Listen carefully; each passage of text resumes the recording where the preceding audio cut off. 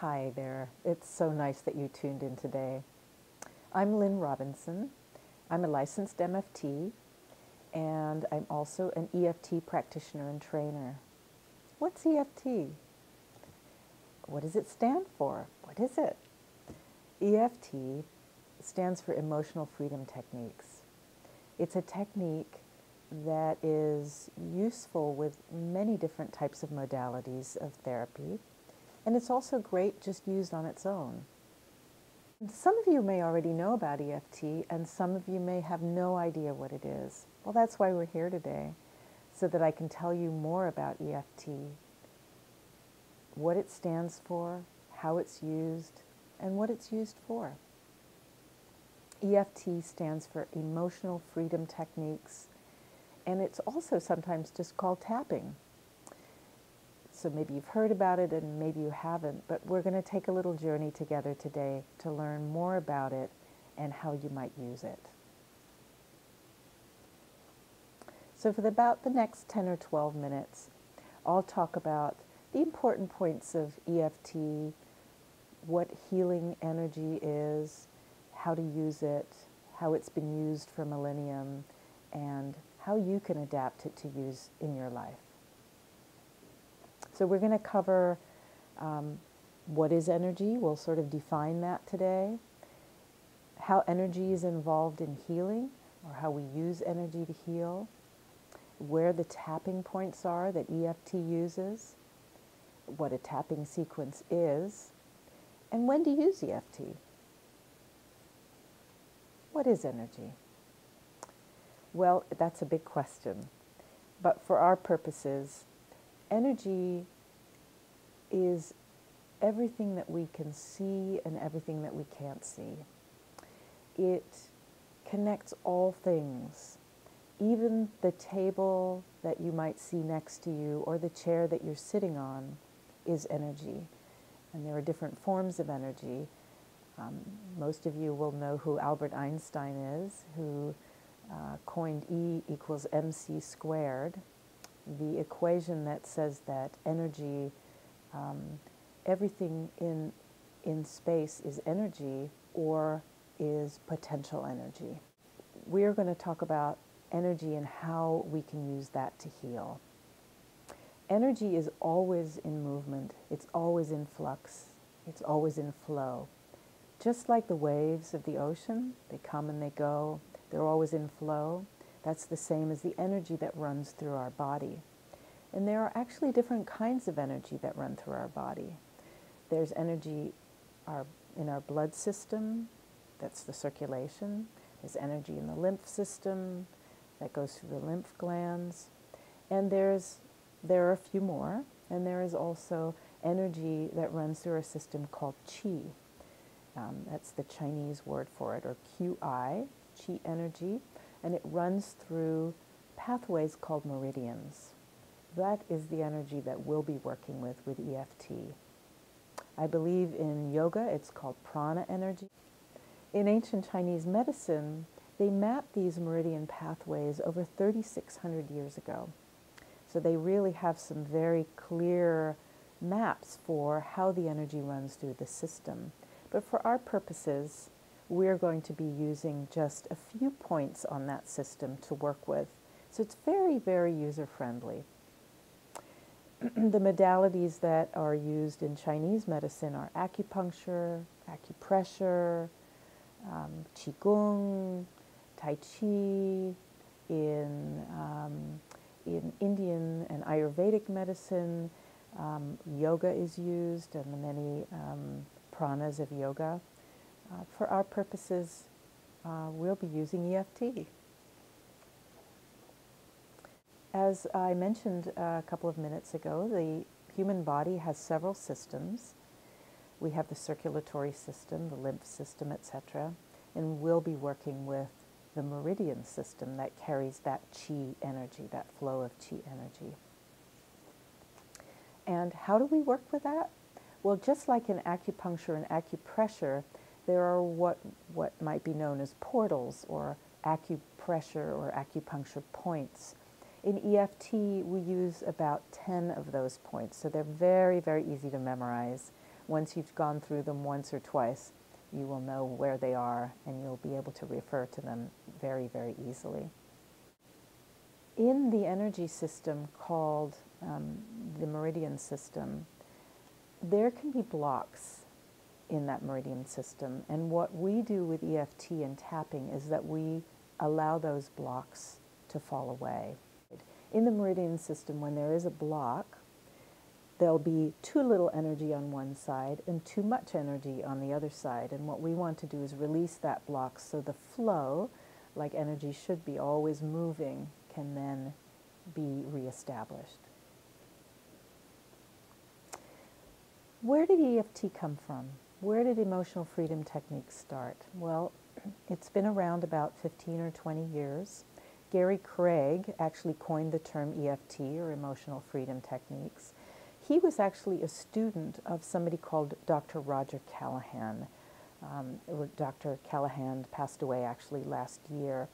Dr. Callahan was sitting with a patient, somebody who was a very anxious person, and as he was talking to her, he noticed her tapping on her face, around some parts of her face and her chest.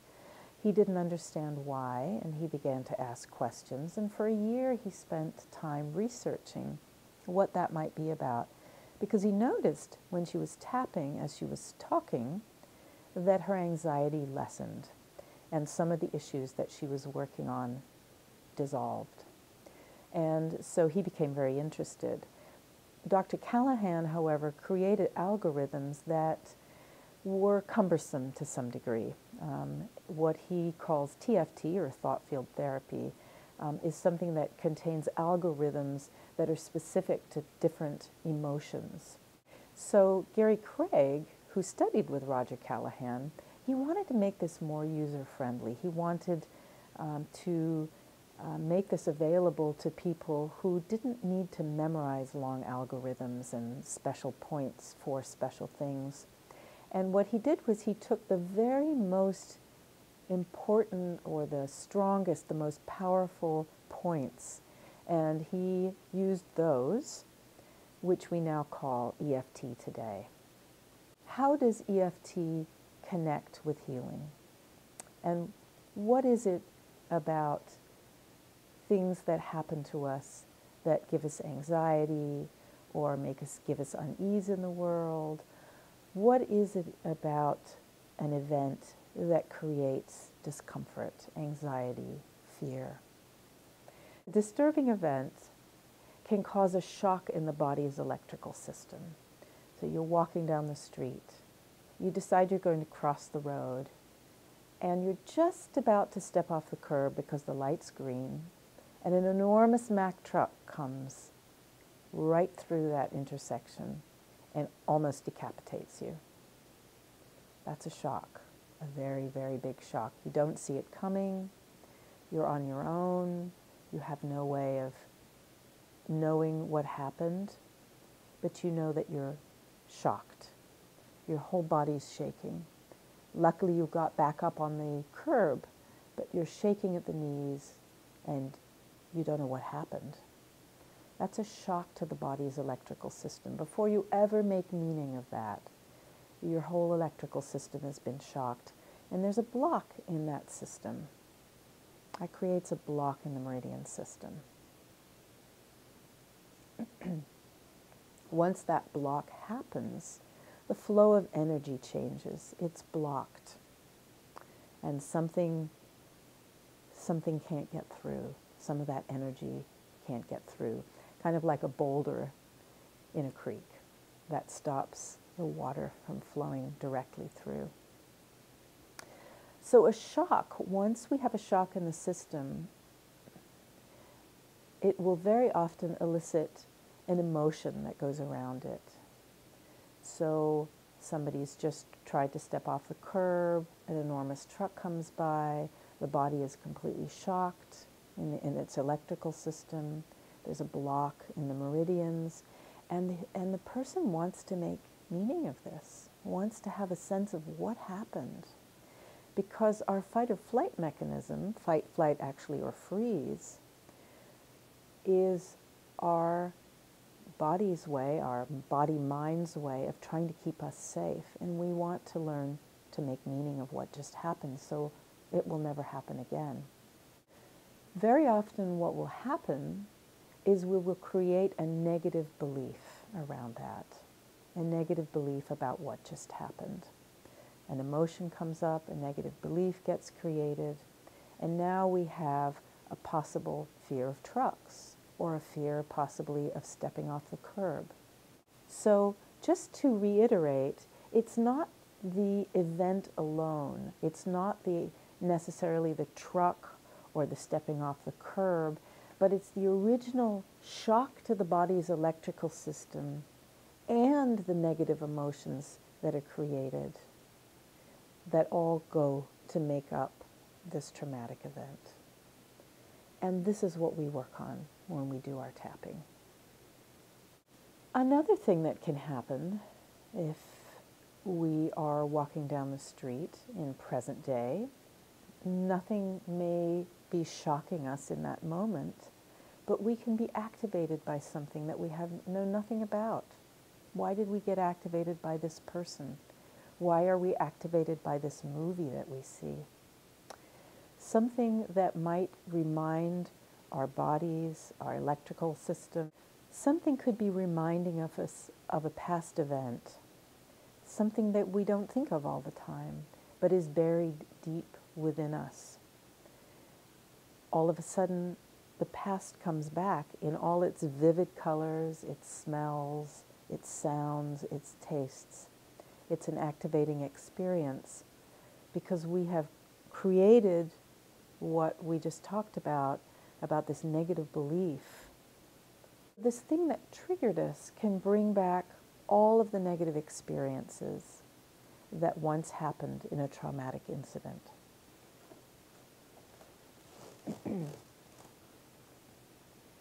Why does our body do that? Why does our mind do that? It's so as not to repeat an original insult. It's actually to keep us safe. So when we get triggered, it's our body's way of trying to keep us safe so that that original traumatic event does not happen again. So let's just briefly review. There's a shock to the body's energy system. It alerts the brain to possible danger. There's a negative emotion that gets created around that. And if it's a big enough trauma, or if the trauma has happened enough times, there's a surrounding belief that gets created, something to keep us safe. It's our body-mind's way of keeping us safe from this ever happening again. What happens, however, is that if the limiting belief is strong enough, and if it's pervasive enough, it keeps us from living our lives fully. We might run into those triggers in all kinds of places, even though we don't consciously know that we're being triggered. We might find ourselves running into these limiting beliefs in many places in our lives. And that can truncate our lives.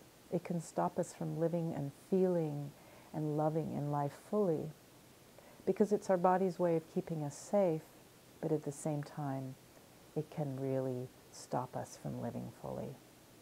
So the shock moments that happen, those traumatic, immediate shock moments that go into the body's electrical system, and then there's a block in the energy system, they stay in our system until they're released. And how do we release them? By tapping on the energy points. That's the portal into releasing the shock in our system. So how do we release the shock in our system? How do we release the blocks in our meridian system? That's where tapping comes in. So there are 10 points to tapping. Let's do them together.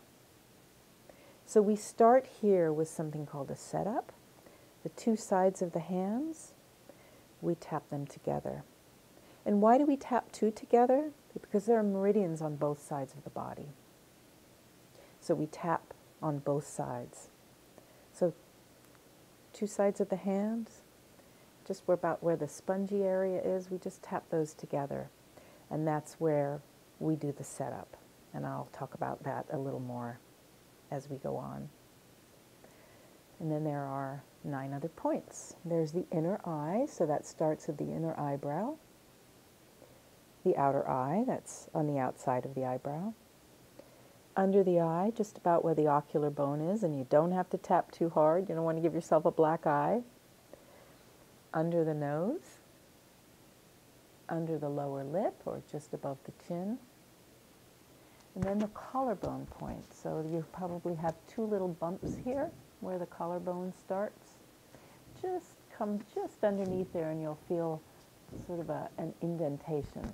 That's the collarbone. Under the arms, again, both sides of the body. Under the arms, you can either do it like this or like so.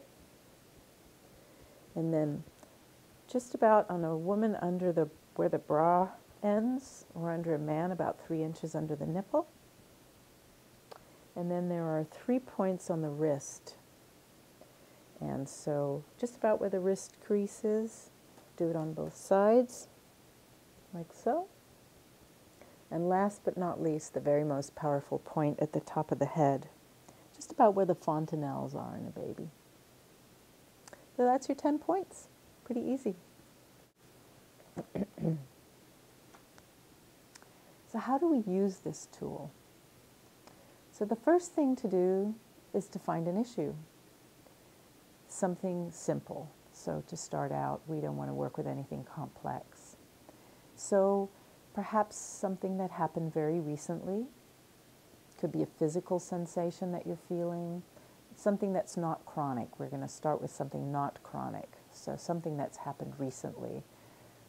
Perhaps you banged your toe or you woke up with a headache, but something pretty recent.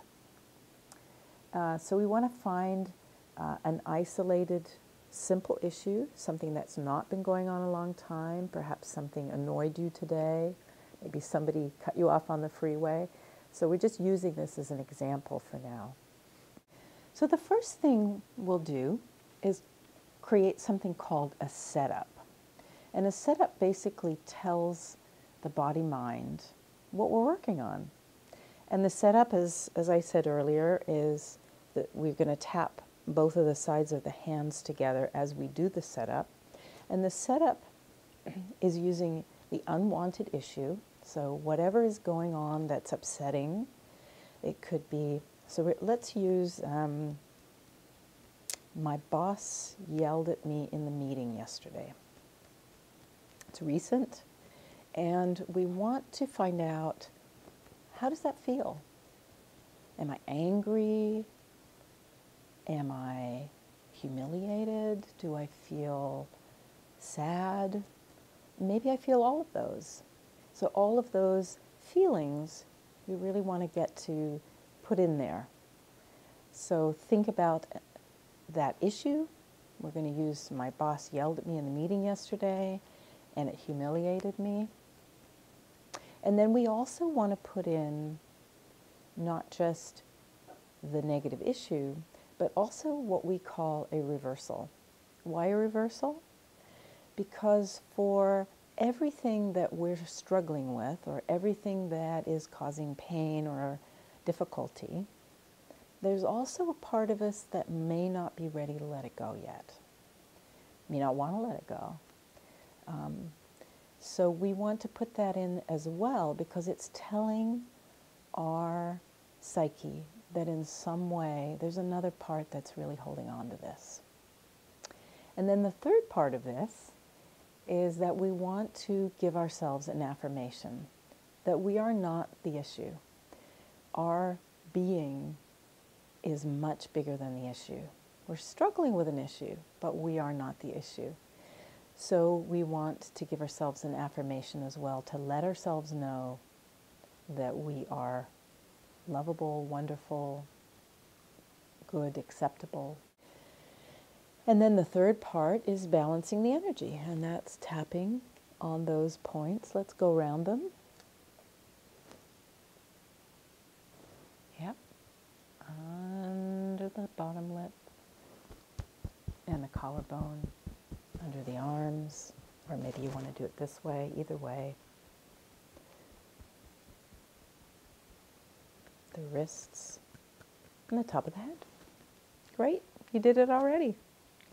So that's the balancing the energy part. And in that part, what we do is we actually use phrases of the original setup point. So we have our issue, our boss humiliating us. Now let's give it on a scale of 1 to 10. We know that there's humiliation there. We know that there's anger there. Maybe a little sadness, but the humiliation and the anger is the strongest there. Let's give that humiliation and anger a number. So why do we do that? We want to find out how this is working. So if we start with a number, we'll know if this is working or not, because we can check in each time. So it's quantifiable. So check in with yourself, what's the number? Or check in with your client, what's the number? So let's say we're an 8. So now let's do the setup together. Both sides of the hands, tap on both sides of the hands. We're going to use the issue of my boss yelling at me in the meeting yesterday. And the feelings are humiliation and anger. And what we want to do is we want to get something called a SUDS level. Let's call it a charge. On a scale of 1 to 10, what's the level of humiliation and anger you feel? So let's say it's an 8. Even though I feel so humiliated that my boss yelled at me in the meeting in front of all those people yesterday, and I'm not ready to let that go yet. I love myself completely. So you've got the 3 pieces there. You've got the issue, the reversal, and the affirmation. So let's do it 2 more times, because we do this 3 times. Even though my boss yelled at me in this meeting yesterday in front of all those people, and I'm really angry about it still, and I'm not ready to let that go yet. I completely accept myself. And even though my boss yelled at me in that meeting in front of all those people yesterday, and I am so angry, and I'm not ready to let that go yet, I love and accept myself. Great, that was 3 times. Take a nice big deep breath, and let's go on to releasing the blocks. And how we're going to do that is tap around those 10 points using phrases and emotions. So we're going to vent away those emotions and start tapping on the points. Let's do that together, starting on the inner eyebrow. All this humiliation, this anger. How could he do that to me in front of all those people? He treated me like an idiot. I feel so angry. All those people saw me. All those people were sitting there listening to him. I felt so small.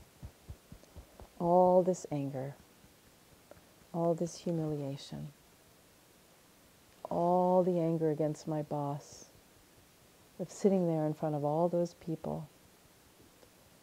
He should never have done that to me. I can't believe he did that in front of all those people. I'm so angry at him. He should know better. I felt so humiliated. So we do a few rounds of that, kind of venting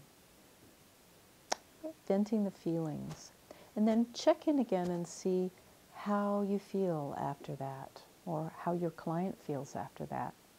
Usually the numbers will have come down at least 2, if not 3 points. And so check in again after those rounds. Check in with yourself or your client and ask what happened, what came up as we tapped, and where is your charge now? So when the client tells you, you incorporate whatever they tell you and you go for the next setup and rounds. And the next setup and rounds, you will use just a very slight variation, and what that will look like is this. Setup. Even though I have this remaining anger about my boss yelling at me yesterday, and I'm still not quite ready to let it all go, I completely accept myself. And even though I have this remaining anger and humiliation about my boss yelling at me yesterday, and I'm not quite ready to let it go yet, I still love and accept myself completely. And even though I have this remaining humiliation from what happened yesterday in the meeting with my boss, and I'm not quite ready to let it go, I accept myself completely. Great. Nice big deep breath. And again, tapping around the points. This remaining anger, the remaining humiliation. I don't know what got into him. He must have been really angry about something. I felt so humiliated. All this remaining anger. I just don't know what happened. All these remaining feelings inside. I wish I could let them go. I don't know what happened in that meeting. Maybe he was really stressed out. Maybe somebody upset him before the meeting, but I felt like he took it out on me. It just felt so humiliating because everybody else was watching. And so on. So you're going to tap around the points again 2 or 3 times the second time, using this, all the remaining feelings that you have left. So you're basically telling your psyche, there are these remaining feelings. Some of them have been let go of, some of the charge has been let go, but there's these remaining feelings and this remaining charge. And then you do the same thing and check in with yourself or your client and ask, where are you on a scale of 1 to 10? Where's the charge now? Has it come down? And what came up during the last rounds of tapping? And you do this ongoing until you or your client reaches a 0. That's all there is to it. So what we've learned today is very simple. EFT can be used for many, many more complex issues, including complex trauma, chronic pain, illness, and a whole host of issues that you might be confronted with in your practice or in your life.